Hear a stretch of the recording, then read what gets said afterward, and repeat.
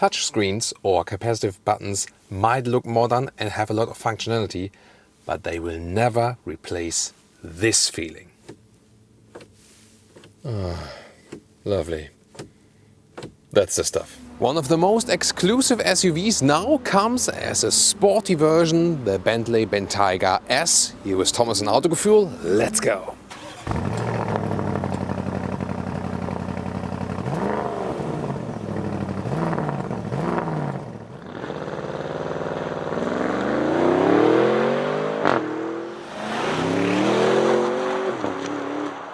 Of course, the Bentley looks strong from the front, but here in the S version, all blacked out to create a more sinister look, to be that sportiest version. Even though this won't be the most powerful one engine-wise, it will be the sportiest one. Why? Let's dig into the details. And beautiful retro-style round headlamps and turning indicators are here right next to it. The length at 5 meters 13 or 202 inches. Pretty massive as for length. The base platform is shared with the Audi Q7, the VW Touareg, the Porsche Cayenne, Audi Q8 of course, and yeah, the Lamborghini Urus. And if you say like, hey, this is just an expensive Q7, in a way that is correct, as well as the Lamborghini Urus is an expensive RS Q8. And that's actually a good thing, because this technology sharing brings a lot of advantages and also reliability. Here, the S version of the Bentayga comes with 22-inch wheels in black styling. I mean, you can hide whole people in these holes of the wheels. This is really massive. Also black accentuations right here and black mirror caps. The color for today here is cherry red. Can we take a second and enjoy this image composition? Nice, isn't it, right? With a beautiful tree, yes, here in Rome, Italy for you today. The Bentley Bentayga with this retro image and design here, the oval tail lamps. Soon, very interesting feature to come about this one. And other than that, rather clean design here, then sporty black accentuations with a diffuser style for the S model and also black exhaust tips. Is that a job for the Autogefuehl fake exhaust police? It's a tough question. So the one side has a mechanical link, the other one is, there's like something of a gap. Maybe not the typical case for a fake exhaust. I think the police could stay home. Or what do you think? And this is the turning indicator view from the rear. I mean, where have we seen that? Never actually. So you have round or oval turning indicators, but they're still cascading. That's something, isn't it? Oh, we also have the black spoiler here in the rear, here also then with carbon fiber. This is the car key, and probably you can use this as self-defense or also as weightlifting replacement, but that's the cool thing, because everything tells you, yeah, I'm not small, but I'm worthy to be the key fob of this vehicle. And the same also counts for the door handles, thick and just listen to that, just the sound when you pull them out actually. Plop. That is just so beautiful. And you've already seen here, this does have a soft close, magic. But let's also listen to the slamming sound, because that also sounds great. And have you seen that? This one even can be slammed and then still closes softly. Inside of the doors, then in your bespoke color combinations. This is also the Naim sound system. And yeah, one of my favorite features, always here the high floor mats. This just brings so much premium feel, and also here this brushed aluminum S entry badge. Here also with a sportier perforated steering wheel at the side, red contrast stitches, here then with this red contrast scheme here as well. The cool thing to me, why it would be my favorite Bentayga, standardly these seats would come with Alcantara inserts. They haven't put one here now, probably to tease my patience or something. But as I said, the S seats usually with Alcantara in the middle to have the sportier material. Of course, you should go for that to have the sportier and more cozy driving experience and to give them the signal for more animal friendliness. What I love about all vehicles of this platform is that you kind of have this, even entry sill. So the sill is kind of at the same level than the base floor. Just here, there's a level difference because of the high floor mat. It's just creates a very special feeling. And indeed, super comfortable as for the seating position. Headroom here to the side with 1.86 or 6.1, no problem. Steering wheel can be adjusted here with this rather tiny metal knurled stick. So it's really rough actually. You shouldn't move your skin over it, but that, you know, it just resonates quality. And also on the steering wheel, real buttons and also with metal knurling. I just love that. You know, it is a modern vehicle, but still it gives you this retro quality touch. That's what I appreciate most. And here the controls for the seats, they look like an airplane cockpit by themselves, don't they? Interior overview, clean but sensual here with a swinging line, contour stitches and also these analog details. To me, this is the perfect mix. You have a modern touchscreen, your Apple CarPlay and your Android Auto. At the same time, you have a manual volume knob, you have analog clock, you have real buttons at the steering wheel. To me, this is how it's supposed to be. I want modern tech, yes, but since I'm driving that vehicle, I also want real buttons to control easier while driving. What's your take on that? Digital instruments, they look quite fancy. Also reminders of Audi.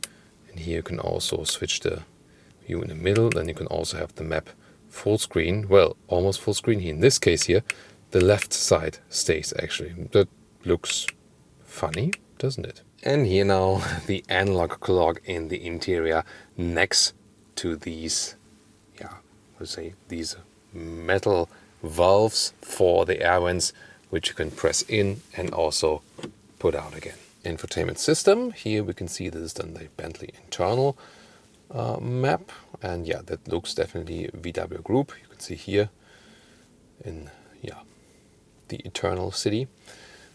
So this is the home, but again it could be a little bit faster, so it doesn't look, you know, most more modern, and also could react quicker. Definitely you can also have climate control in here, but you know, you have these buttons, just use them. You will probably also then use the Apple CarPlay or Android Auto. Here we go. Why doesn't it directly hop to that? Is when you're here in the main menu and then click Apple CarPlay, then you can directly access it. However, if you use the hotkey here, go back to the main, and then for example hit phone here, you always have to confirm, yes, Apple CarPlay. That's really annoying. And then you have the Apple CarPlay or Android Auto here.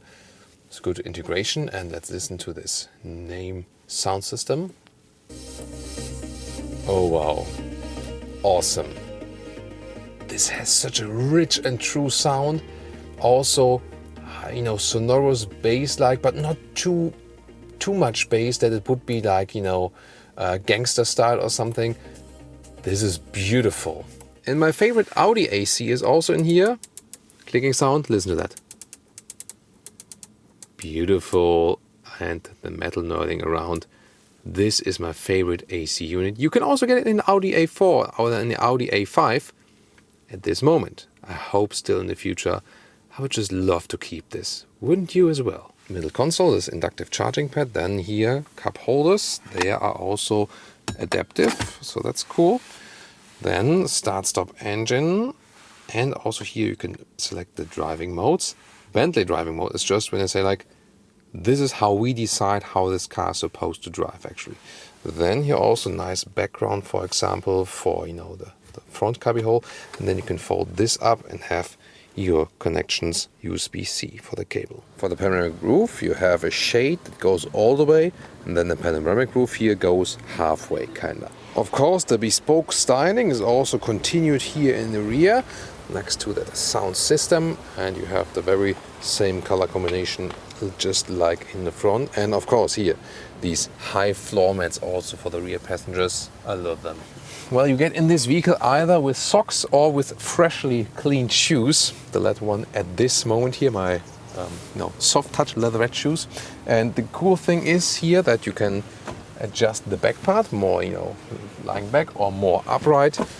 You can also slide it forward for a little bit more trunk length, but usually you want to enjoy more legroom, and that's definitely sufficient right here. It's really comfortable. You sit upright, and to me, actually, it's even more comfortable than in one of the luxury sedans. And There is a big middle tunnel, yes, but sitting in the middle part would also easily work. And headroom, this is the one with the panoramic roof. It gets close because of that, sporty silhouette, but with 1.86 m or 6'1", 5 tall adults can easily be here. And your control central here, USB-C chargers. This is then the 12-volt power supply. And look at that, the cover for the 12-volt power supply. Yeah. That's the thing I love about these vehicles, actually. And you have here then another touchscreen. That's maybe more complicated than having just, normal dials, but yeah, at least it looks fancy, doesn't it? And just how you know it from sedans, you can press this button and then you can also take the whole thing out and have this iPhone maybe with you. Yeah, then you can hold it in your hand and here you can control the temperature wirelessly. And to me, the even more cool thing is the back part, because look at that. Metal knurling at the back part. Yeah, that's the stuff. Opening the trunk here, pressing that the Bentley logo. It's a very cool solution. And then we have in length approximately 120 in meters or 47 inches, and the width here is about 115 or 46 inches. So actually very well usable, not too high, but here, this is high. This nice high floor cover. This is a beautiful thing. I would always enjoy every day when I have this vehicle actually. Below, there's, a little more sound equipment and so on. And you can also fold the seats here, at least in this version here with the 5-seater. And then we have a total length of, that's, exactly here, this typical 2 meters or 78 inches. So the whole ruler goes in there. And here we have the nice puddle light projected underneath the door. Here the S entry badge is, by the way, illuminated at night. And at night we have here red ambient lighting, also in the rear. In the front, mainly at the inductive charging pad and at the inside of the doors.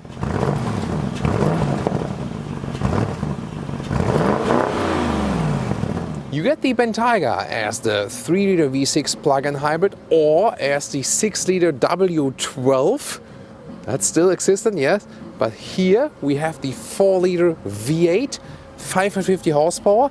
And in the S version, you have an acceleration figure not of 4.5, but of 4.4 seconds. That's half a second less quick than, or less quick, could also be named slower, half a second slower than the W12. However, a little bit less of weight then.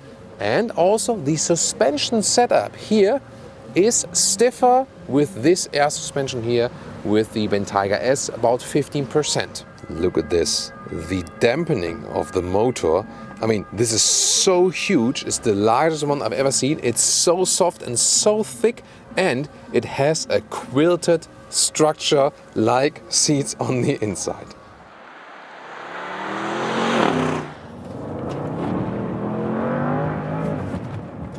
Welcome to Thomas's Performance Driving Lounge with the Bentley Bentayga S. Ooh, whoa, yeah, what about that? So that's impressive, definitely sound-wise. This 4-liter V8, all-wheel drive of course with a rear-wheel bias, but the road here is quite uneven. 22-inch wheels, yeah, they get even bigger nowadays. 22-inch wheels and the stiffer ride, 15% stiffer, and also these anti-roll controls. You feel that because the car does stay upright all the time. It does not lean at all, although it is an SUV. That's of course a really cool thing on the cost of comfort and of course also on the cost of fuel economy. I did drive a lot of motorway to the way to this nice road here, and even if you have predominantly motorway, little city mix, 13 liters and more kilometers, that's even a good one. So 18 mpg US, 22 mpg UK. Yeah, that's of course what you have to swallow at the minimum scale actually. But you do get this sporty ride.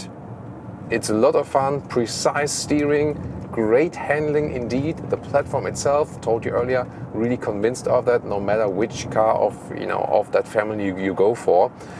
It's just again when you want rather this vehicle to have like a very soft air carpet-like ride, then actually you do lose it here with the S version. I would like to have the Alcantara seats now because they would keep me tighter in the corners. Of course, on the animal skin surface you slide around a little bit more, so that definitely helps with that sporty setup. So you need to want that extra, that sporty setup. From the feeling I get from the road, the thing is, however, it is more the wheels than the suspension. Because it's an air suspension, you can live somewhat with it if it's just a little bit stiffer. That would actually be okay. It is indeed about the wheels. So if you seek a Bentayga, or also you can transport that to the RSQ8 or the Porsche Cayenne, stick with smaller wheels. You won't lose so much sportiness, but you do lose comfort here with the bigger wheels. Interesting thing though, I think for Bentley, I think I like the rattling noise in the vehicle and also the road noise from the tires. Astonishingly high. So, to be honest, like the Audi SQ8, Audi RSQ8, or the Porsche Cayenne, they are not cheap at all, but way cheaper than this one. And as for this aspect, they seem to be even more refined than here, the Bentley. That's the thing. Definitely having a lot of fun. The seats are not most comfortable here now about sporty driving. Does apply a lot of power to the lumbar area actually, and yeah, once again, because you slide in them quite easily, you can also put the bolsters a little bit more narrow. This will help in fast driving definitely, but yeah, once again, the Alcantara seats, they would definitely help even more. So cool thing is really the precise steering, and of course also that power from the engine. But perfection in detail we see in interior details like these, but we also find some imperfection. It's also something that has been the Bentley charm for a lot of years. Now just enjoy some more corners here with me. Yeah, gets quite rough. So sometimes then you ask yourself, whoa, is this still an air suspension? Yeah, it still is, but again, stiff tone. But to me, once again, these huge wheels, they look... Sorry, I just want to hear the sound. They look amazing, these wheels, but I think they're a little bit too big. Then maybe 20 or 21 inch would be better than for having a better overall, compromise of sportiness and comfort. Well, I do my best today to look Italian. Acceleration to the motorway.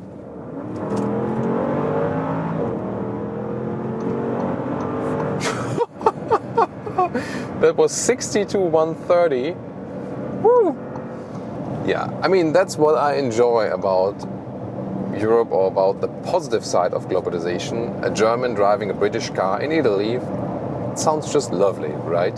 So, yeah, beautiful evening sunlight here, close to Rome, and we can enjoy some motorway driving here and also do some more agile driving. Just few notes here to the motorway driving. 130 kilometers an hour. Noise insulation is of course superb, really great. And we are in the sports mode. When we go to Bentley mode, it's a little bit more silent from the engine, and also suspension goes a little bit softer. I can actually also change my glasses now that you can see my eyes, and that lane keeping assist, that might help me here when I'm steering with one hand. So you can activate or deactivate it, and the lane keeping assist here is actually quite helpful, So it's not too obtrusive. It does intervene a little bit, but not too much, so rather conservative, and I think that's a good thing then for a sporty vehicle. So you still have the feeling that you are in control, and you can always deactivate it just with one click here. That's great. Blind spot monitor here, nice integration. When I hit the turning indicator, it also flashes, beautifully done. Here the comfort with the stiffer air suspension and the anti-roll control, which is also built in this car, and the 22-inch wheels here on the well-made motorway. It's actually quite okay. But in the city, you do lose comfort. You don't have this air carpet riding feeling. This is definitely the sportiest Bentayga version out there, and you lose comfort when the road is not that even as it is right here. But you do gain definitely the sportiness. And let's discuss. I would like to know from you, is this, or a vehicle like this, a dinosaur for you and it belongs to the past? Or is it still a dream of a car and perfection in detail to you? Tell me in the comments. Well, Bentley is going electric, that's for sure already. And also they are developing animal skin alternatives for the interior. And I also think, why can't we somehow combine both, making a sustainable luxury world, having great perfection to detail, still analog things in the vehicle, things we can touch, where you get a great feedback and so on, and still can feel that the car would be alive, but at the same time use less resources and also be better to the environment. I think both is possible. Would like to know what you think.